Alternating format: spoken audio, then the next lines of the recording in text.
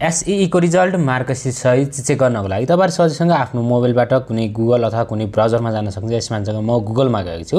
गुगलमा गइसकेपछि se.ntc.net.np भनेर तपाईहरु सर्च गर्न सक्नुहुन्छ। मैले यसमा सर्च गरेको छु। सर्च गर्ने बित्तिकै फर्स्ट वेबसाइटमा जानु होला। यसमा चाहिँ म फर्स्ट वेबसाइटमा गएको छु।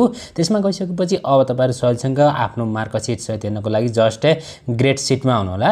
ग्रेड सिटमा आइसकेपछि यसमा सिम्बल नम्बर भनेको ठाउँमा आफ्नो सिम्बल नम्बर राख्नु होला। त्यसैगरी यसमा चाहिँ डेट अफ बर्थ भनेको ठाउँमा यसमा तपाईहरुले आफ्नो डेट अफ बर्थ राख्नुपर्ने हुन्छ। जस्ट इक्जाम्पलको लागि यसमा दिएको हुन्छ पहिला इयर, त्यसपछि मन्थ, त्यसपछि डे राख्नुपर्ने हुन्छ।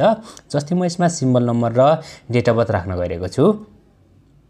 जस्ट मैले यसमा चाहिँ डेट अफ बर्थ राखेको छु। जस्ट सर्च रिजल्टमा टच गर्ने बित्तिकै यसमा चाहिँ हाम्रो ग्रेड सिट देखाउँछ कुन विषयमा कति जिपे आयो, टोटल जिपे कति आयो। सजिलैसँग तपाईहरु यो तरिकाबाट तपाईहरु रिजल्टलाई चेक गर्न सक्नुहुन्छ। यो तरिकाबाट तपाईहरु सजिलैसँग आफ्नो जिपे कति आयो सम्पूर्ण डिटेल्समा रिजल्टलाई हेर्न सक्नुहुन्छ।